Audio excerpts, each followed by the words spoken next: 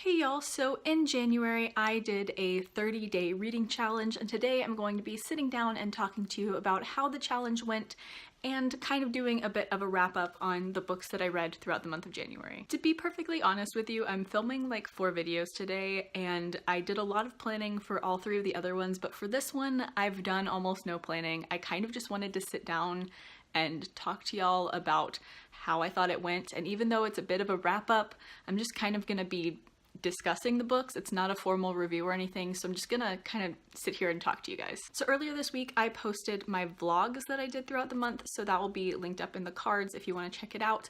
But I'm gonna go ahead and start out with the books that I read and doing a bit of a wrap up on those. So the first book that I read during my 30-day reading challenge was Opal by Jennifer L. Armentrout, which is the 3rd book in the Lux series. I read book 2 right at the end of January, and this is a series that is so addicting and fun to binge read, so I moved on to Opal. I started it before the reading challenge. I think I was 100 pages in, but then I finished it pretty quickly after the challenge began. First of all, these covers are the cringiest thing I've ever seen, and I kind of hate that I am in a video showing this cover because it's just like, look at this, it's so cringy. But the series is actually really, really fun, and like I said, it's a super addicting series. Jennifer L. Armentrout's writing is incredibly fast-paced and addicting. You just can't put these books down. If you don't know the premise of the series, essentially the main character, Katie, moves to a new town, and when she gets there, she meets her neighbors and some weird things start happening. I say this every time I talk about the series, but the best way I've seen it described is a reviewer that I follow on Goodreads, and I think she actually borrowed this idea from someone else, but in her review she said it's basically like Jennifer L. Armentrout took everything about Twilight, good, bad, ugly, and said, I'm going to make you like this. And for me, I do actually really like this series. It's cheesy, but like in the best way possible, and it's just one that's really, really fun to read. And I think I gave this one 8 stars out of 10 or 8.5 stars out of 10, 4 out of 5. I've given all 3 of the books 4 out of 5 so far. I gave the one before this, I think 9 out of 10, and then this one I liked just a little bit less. So then in my reading challenge, I started listening to a 40-hour-long audiobook. So what I decided to do while doing that is to read a volume of a manga series every day so that I was physically reading something but also listening to the audiobook. And so I got through a ton of volumes of Battle Royale. Well, I say a ton, I think I got through 5? I read volumes 3 through 7 of the Battle Royale manga series. I meant to read one of these every day while listening to the audiobook, but I just kind of trailed off even though I really enjoy this series. I've explained this premise so many times, so I'm sorry if I sound like a broken record, but basically this is a manga adaptation of the book Battle Royale by Koushin Takami, which has been stated by many people as the book that the Hunger Games copied, and I always say that I don't think that the Hunger Games copied it, but they do have very similar premises where there is a group of teenagers who are like stranded in a deserted place and they have to battle to the death until one person is left standing. So far I'm really enjoying this series. I gave volume 3 3 out of 5 stars, and I gave the rest of them 4 out of 5 stars. I've given all of them except volume 3 4 out of 5 stars so far, but the reason I gave this one slightly less was because there were just some things that I found problems with. Like, it felt like it was diverging from the main storyline just for like shock value. This is a very mature series and I feel like volume 3 got into some mature content just for mature content's sake, which for me just got too far away from the main plot and was pretty much there for no reason at all except for some like slightly exciting panels. You get my gist. So yeah, so far really enjoying the series. I really need to continue on to the last 7 volumes, the last half of the series, and just finish it up because I love the novel and I'm really enjoying the series. So now moving on to the next book that I read in January, which is the aforementioned 40-hour-long audiobook, and that is 1Q84 by Haruki Murakami. This book is massive. It is officially the longest book I've ever read. It is almost 1,200 pages. It is just giant, and it took a long time to get through it. Because of how massive it is, it's kind of hard to explain what it's about, and also it's a Murakami novel, which just already makes it hard to explain what it's about. But essentially, this has a dual narration between a woman named Almame and a man named Tango. The novel is split up into 3 different chunks or books, and I believe it was originally published as 3 different chunks. but it takes place from about April to December in a single year. And the question of what exactly that year is kind of the overarching question to the novel, because the novel's title obviously alludes to 1984 by George Orwell, and the Q that's in there stands for question mark, which basically is them questioning whether this is the real 1984 or some different version of 1984 that they found themselves in. And that honestly doesn't really explain very much about the book, and it's described as a dystopian, and while I understand why it's described as a dystopian, I would say that it doesn't have the typical characteristics that I think of as like standard dystopian. Like, it's set within the normal world, and while there are some oddities, it's not necessarily what I think of when I think of a dystopian. So if you go into this expecting like dystopia, I think you're gonna be disappointed and feel like you're misled, because it's not like stereotypical what you would think of when you think of dystopian, but the label does kind of fit. It's, like I said, it's a hard novel to explain. Also, I think I went into this expecting something like really, really weird just because of the way that I've heard it described in the past, and I found that to not quite be the case. It definitely has its quirks and its oddities, and there are weird things that happen, but it's definitely not off the wall weird like I expected. So if you're slightly intimidated by that, I would say don't be. It's definitely a very slow-paced, sometimes mundane novel, but I found it really, really intriguing, and I really enjoyed listening to it on audiobook. I'm honestly not sure that I would have enjoyed it as much as I did if I just read the physical book. That said, I have tentatively decided that I've rated it 9 out of 10, which is 4 out of 5 for me. I was really tempted to give it 5 out of 5 because it's a book that I really enjoyed, and I felt like just because of how massive it is and how well written it is and how much I enjoyed the writing and how intricate it is, I felt like it might have deserved 5 out of 5, but I just couldn't quite like reason myself into giving it 5 out of 5. I feel like when I have to start giving myself reasons why it has to be and trying to reason myself into a rating, it's not my authentic, genuine rating.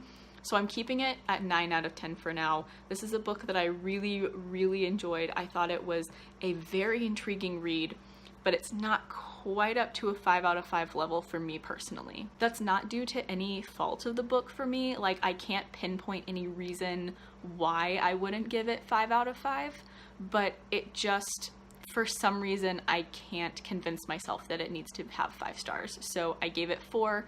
It's 9 out of 10. It's right on the cusp. It's a really, really awesome read, but not quite 5. And then finally, before jumping into my overall thoughts on my 30-day reading challenge, the last book that I read in January was A Darker Shade of Magic by V.E. Schwab, which is a reread for me. I first read this back in the summer of 2015, I think, and the sequel to it is in my TBR Shelf Unhaul series. So it's been a while since I read this, and I definitely didn't remember everything, so I decided to go back and listen to the audiobook of this just as a bit of a refresher. When I first read this, I gave this a pretty high rating. I think I gave it 4 out of 5, like 9 out of 10, borderline a 5 out of 5. I really enjoyed it.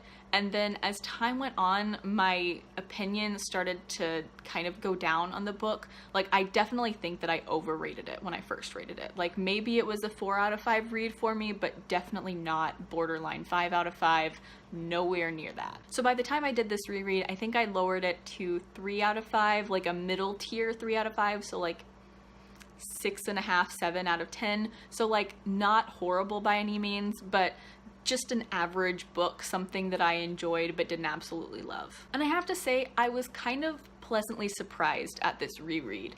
I don't know if it was the audiobook, because I listened to it on audiobook, or if it was just I had forgotten some of the stuff that I actually enjoyed about the book, but I think I enjoyed this reread more than I expected to. If you don't know the premise of this book, the main character, Kel, is able to travel between different Londons. There's Red London, Grey London, and White London, and then the lost or destroyed Black London, and Kel is one of the only people who is able to travel between these different worlds. And Kel has a habit of smuggling items between worlds, which is something that's pretty illegal, but then one day he ends up bringing something to his London that really shouldn't be there, and chaos ensues. There's also another character named Lila who's from Grey London who kind of gets involved with the plot, but I don't want to get into any spoilers or anything. But like I said, I enjoyed this more on the reread, but there were definitely like differing opinions that I started to develop. Right off the bat, I still haven't given this one a definitive rating. I'm torn between a high 3 out of 5 and a low 4 out of 5. I just simply haven't decided.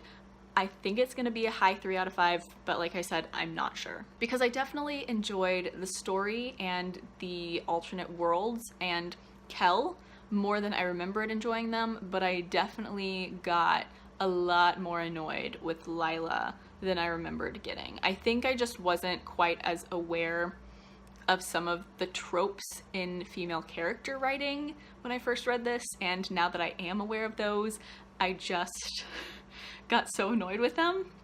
So there's that. At this point, I've only read 2 books by V.E. Schwab. I read this one and I also read Vicious, and I've thought for a while now that I think I just don't totally click with V.E. Schwab as a writer. I know a ton of people absolutely love her, but for me, I haven't been blown away by either of the books that I've read by her, and a lot of people really have been.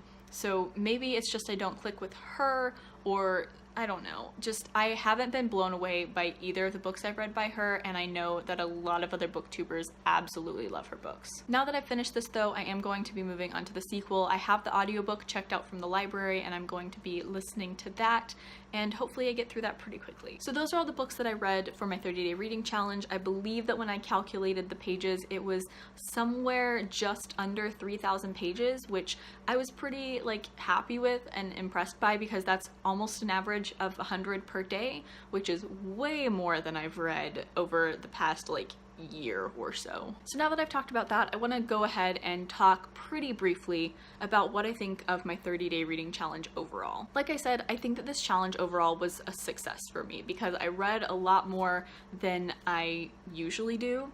And I also was consistently thinking about picking up a book. Like in my general day-to-day life, I don't always think every single day, oh, I should pick up a book and read at some point. Like it's very random and scattered that I actually think about reading, especially these days because I just haven't been reading as much. So it was really different for me to think every single day, oh, I should pick up a book and read something because it's the challenge and I need to read every day. For me, this is both a good and a bad thing because I am not good with routines. I cannot do the same thing every day. Like I can't get it through my brain to not forget things. Like even things that I do almost every single day, there are days that I just don't do them, forget to do them. Like I drink coffee almost every single morning, and there are some days when I wake up and I'm just like, I feel like there's something I should do right now, but I don't know what it is. It's make coffee, Kristen. So even stuff like that I really enjoy. I love having my morning coffee, but sometimes I just randomly forget that that's a thing that I do in the morning. And it's not like me being scatterbrained, and it's not like I forget my work or anything, but it's just I am incapable of doing the exact same thing every day. So honestly, the fact that there was only like 1 or 2 days where I just forgot to read is kind of a miracle. Like I read, I think 28 out of 30 of the days, even if it was just a really small amount. So at least I did that. I was gonna be shocked if I actually read every single one of the 30 days. That said, and this is also kind of because of my whole I can't stick to a routine thing, I think that this is not really the optimal way for me to read. It is something that really is good at making me think about reading constantly, but forcing myself to read every single day may not be the best way to get me to read. Let me explain. So kind of because I'm bad at doing the same thing every day, I kind of find that I read in chunks. I'm excited about reading in chunks. I will binge read a book and then go like 4 or 5 days without picking up another book, and then I'll binge read another one or something like that. Or I'll listen to a 40-hour long audiobook over the span of 2 weeks, and then I will go like a week without picking up a book just because that's what I decided to do. And some days I found that the fact that I had to read every single day was actually kind of dissuading me from reading. Like, it felt like a chore because I was making myself do it. On the one hand, it was good because I was thinking about reading and it made me more conscious to pick up books in those chunks rather than just not picking them up at all.